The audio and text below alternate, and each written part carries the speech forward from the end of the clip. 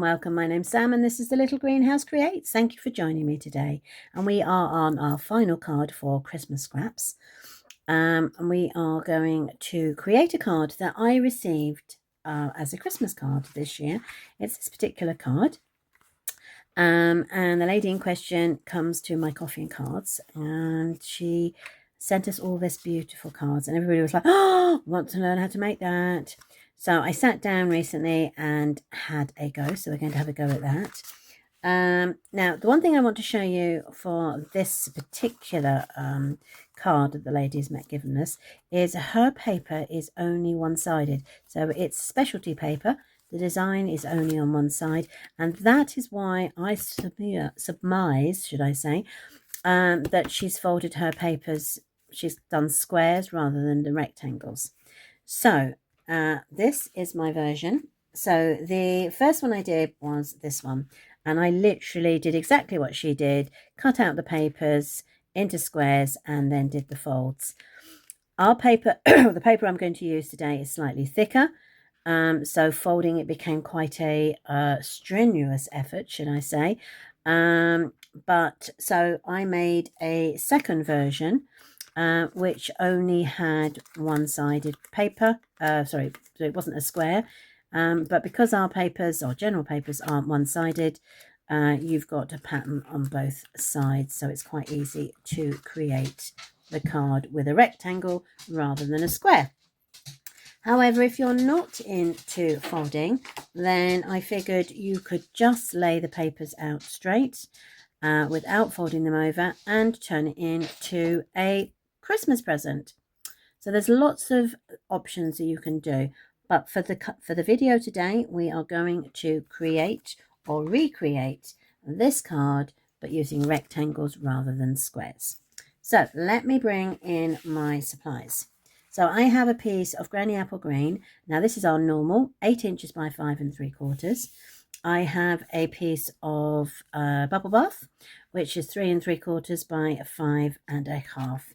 And now, excuse me, I'm going to bring in our papers. So the first thing, this is our sentiment, 3/4 of an inch by 3 1/2, and that will sit at the bottom of the card like so. Then we have our 4 stages for the Christmas tree. So we have the largest piece, which is 3 3/4 by 1 7/8. Then my second piece is 3 inches by 1 1/2. My third piece is 2 inches by 1.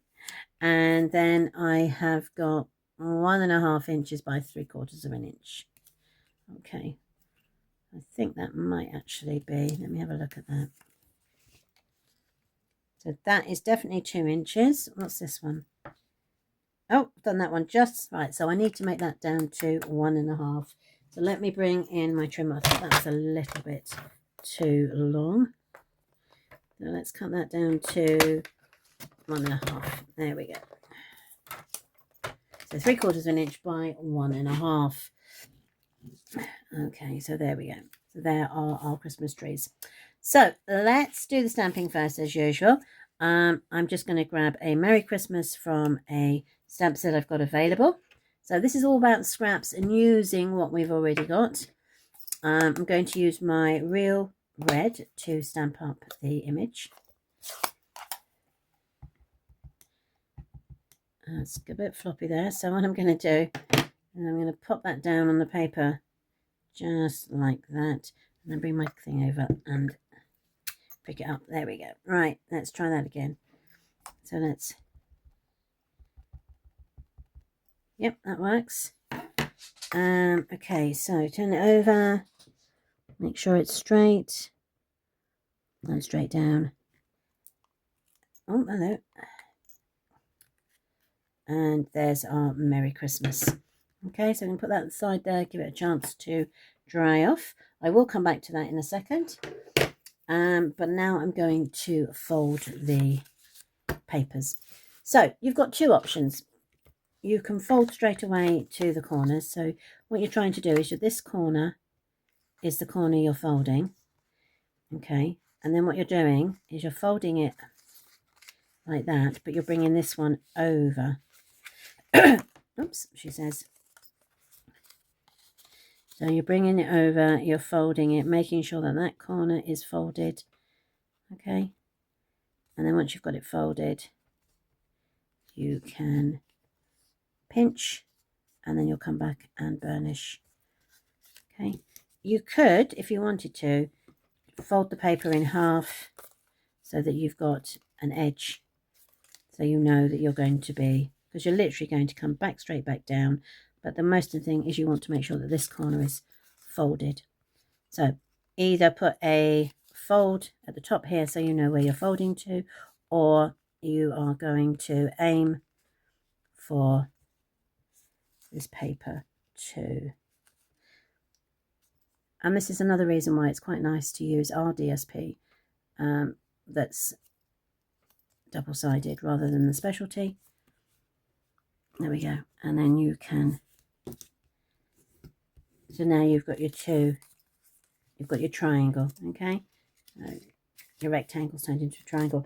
Right, we're going to do that on all three. Now I haven't pre-folded these, so let me show you what I was talking about. So you could fold your paper like that, pinch it at the top. You could even burnish it if you wanted to. Okay, and then what you're bringing down, it might just help to make your fold a little bit easier. But the thing you are trying to do is make sure that the edge of your paper here is pointy. Okay, you've gone to there, hold it down, and you can burnish. Right, I'm going to do exactly the same on this one. Slightly bring it over, and remembering you are getting your fold at the corner. See, if you get the fold at this corner right, correct, it will make sure that your paper meets at the middle. Okay, so let's get that, roll it a bit more. So here we go, we've got it now. Okay, so you just want to make sure your paper is there. Okay, in place. There we go. And then you can burnish it once it's in place, and then that piece will sit on top of that piece like so. Then you've got your next piece.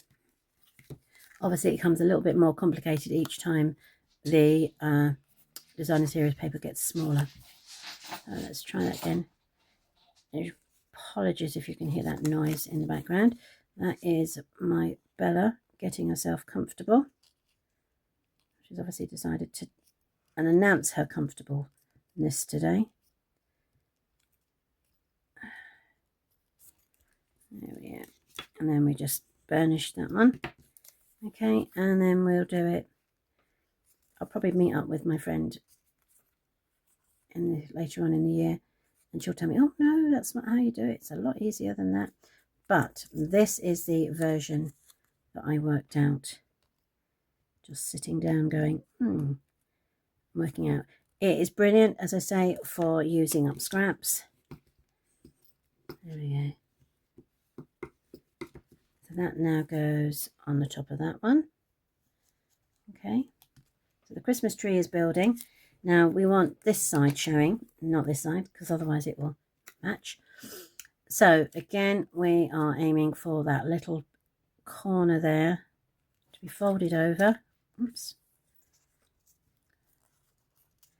Bringing it down so that the corner is folded. There we go. And you just squeeze. Perfect. And then we do exactly the same with this one. Second one is always slightly more easier because you've already got that pointy bit to help. There we go, look at that. And we're in. Okay. So now is the time to glue them together. So I've got myself a silicone sheet. I have got my stamp and seal, and I'm going to start with my large one. I'm just going to put a bit of glue on either side. If it's too much, don't forget you can just fold that over. Okay, now what I'm doing is putting this straight along the bottom here. And also, I don't know if you can see, but you can actually see the line for your grid paper through this. So I'm aiming for the middle piece to go up there. So bring in this piece. Don't put that down like that. Bring this piece in. Okay.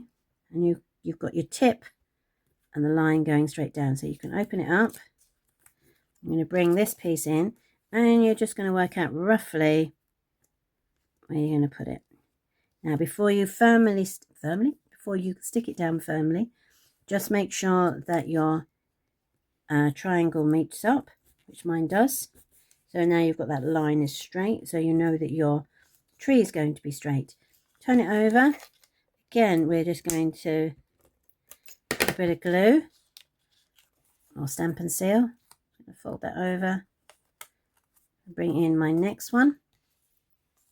Again, I'm going to make sure that that is middle section is running down to the line. Okay, which it is. And then bring this one in. And I'm just going to work out roughly where that's going to go. I want to make sure that my pieces, I need it. Yeah, let's try that. That bit comes over, that bit comes over. Yeah, my Christmas tree's there. I'm just putting it a third of the way, maybe half the way on this one, and a third of the way on this one. It depends really how tall your Christmas tree wants to be, but I just want to make sure that it's going to fit on my paper once my sentiment is below. Okay, right, so the last piece coming again on the tip of my triangle. Make sure those pieces are folded over. You could use your multi-purpose, might help you. Paper sit still, if that gives you a bit more wriggle room. So I'm going to put that up there. I'm going to roughly put that there. I want to make sure that that comes down and that comes down, which it does, and then you can push it into place. Okay, so now you're going to turn it over. You can run this through, or you can bring in your multi-purpose and you can put glue on the back there. Now, I'm just going to leave that aside for a second, because what I'm going to do is I'm going to take my pink, my bubble bath. I'm going to take my sentiment. I'm just going to run my stamp and seal on the bottom, and I'm just going to pop it down on the base, giving it a little bit of a border, making sure I'm happy that that's straight, because I'm going to use that straight line to use my Christmas tree in a straight line as well. So let's move it across. So your bottom base of your Christmas tree should touch tip to tip, like so. Okay, and now you can just pop those all down. Push them all down, make sure you're happy with them, and then you just open. Okay, so you've got this Christmas tree effect coming down. So the next thing to do is to bring in a star. Now I've taken a star from a stamp set. I can't remember which stamp set I used. I'll find out and put it in the supplies list. You can use a cutout version, you could use a sticker, whichever you've got available. These cards are all about just using up all the scraps that you've got left over. There we go, there's my star in place. And a couple of years ago, I had some candy cane gems, but you could also use the antique pearls, which is what I used on this Christmas tree, antique pearls. But I'm going to use up my, what do they call them? Real red and white adhesive back peppermints. So you might have some of these still in your supply. I know they were extremely popular when they came out. Right, I'm going to use a small one in the middle of that. I'm just going to put 5 on. So there's 1, 2, And I'm going to go the next size, 3, 4, and then I'm going to use one of those big ones right down here, 5. Okay. These can now be put onto my granny apple green. That's better. Let's just burnish that a bit better. There we go. Okay, and then I'm going to pop my glue onto the back. Now I will be back on Monday with the first of this. Oh, that's fallen off. With the first of this year's new stamps that have come out in our new catalogue. So if you haven't got a new catalogue and you would like one, please do contact me. I will drop one to you in the post. Unfortunately, I can only post out to the UK. So if you're not in the UK, I'm sure there is a demonstrator near you that would be only too happy to do so. But if you're in the UK and you would like a new catalogue, I'd love to be your demonstrator. So please drop me a note and I will drop you one straight away. So there we go. There is our card. So let me show you all the versions. Okay. And then, of course, we've got our last one, which was the Christmas present, which rather than folding the slices over, they just literally smaller strips, large to small strips with a cross on the middle and a pretty bow on the top. So thank you ever so much for joining me this week, and I hope I've given you some ideas of what to do with leftover designer series paper. And I'll catch up with you next week. Take care, everybody. Bye.